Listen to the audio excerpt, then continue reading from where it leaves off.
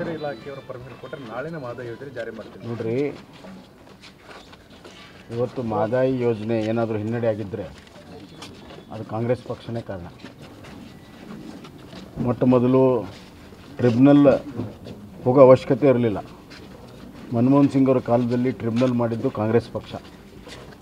ಅದರಿಂದ ಸುಮಾರು 8-10 ವರ್ಷ ತಡ ಆಯಿತು. ಎರಡನೇದಾಗಿ ಅತ್ಯಂತ ದೊಡ್ಡ ತಪ್ಪು ಅಪರಾಧ ಮಾಡಿದ್ದು ಕಾಂಗ್ರೆಸ್ ಪಕ್ಷ. ಟ್ರಿಬ್ಯುನಲಿನ ಅಲ್ಲಿ ತಾವೇ ಬರೆದುಕೊಟ್ಟು ನಾವು ಇಂಟರ್ಲಿಂಕಿಂಗ್ ಕೆನಲ್ ಮಾಡಿದ್ದು ಬಿ ಜೆ ಪಿಯವರು. ನಾನು ಮಾಡಿದಂಥ ಇಂಟರ್ಲಿಂಕಿಂಗ್ ಕೆನಲ್ಗೆ ಅಂದರೆ ಮಹದಾಯಿಂದ ಮಲಪ್ರಭಾ ಜೋಡಣೆ ಮಾಡುವಂಥ ಇಂಟರ್ಲಿಂಕಿಂಗ್ ಕೆನಲ್ ಇದೆ, ಅದಕ್ಕೆ ಗೋಡೆ ಕಟ್ಟಿದ್ರು.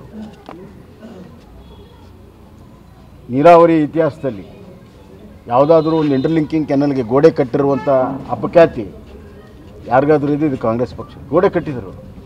ನಾವು ಕೆನಲ್ ಮಾಡಿದರೆ ಗೋಡೆ ಕಟ್ಟಿದರು. ನಿಮ್ಮ ಉಬ್ಬಿದ ರಕ್ತನಾಳಗಳ ಸಮಸ್ಯೆಗೆ ಎವಿಸ್ ಆಸ್ಪತ್ರೆಯಲ್ಲಿ ಕೇವಲ 30 ನಿಮಿಷದ ಲೇಸರ್ ಚಿಕಿತ್ಸೆಯೊಂದಿಗೆ ಮುಕ್ತಿ ಹೊಂದಬಹುದು.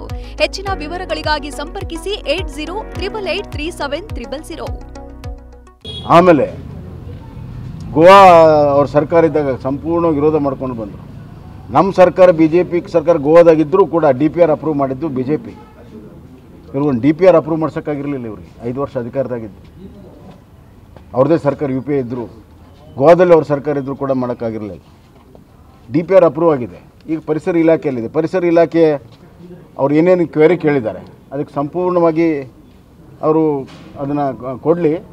ನಾವು ಕೂಡ ಒತ್ತಡ ಹೇರ್ತೇವೆ. ಪರಿಸರ ಇಲಾಖೆಯನ್ನು ನಾವು ಕೊಡಿಸ್ತೇವೆ. ಆದರೆ ನೀವು ರಾಜ್ಯ ಸರ್ಕಾರ ಏನು ಮಾಡ್ದೇ ಪರಿಸರ ಇಲಾಖೆಯ ಪರ್ಮಿಷನ್ ಇಲ್ಲದೆ ಟೆಂಡರ್ ಮಾಡುವಂಥ ಕೆಲಸವನ್ನು ಮಾಡಿದ್ದಾರೆ. ಕೆಲಸ ಮಾಡೋಕ್ಕೆ ಸಾಧ್ಯನಾ ಪರಿಸರ ಇಲಾಖೆಯ ಪರ್ಮಿಷನ್ ಇಲ್ಲದೆ?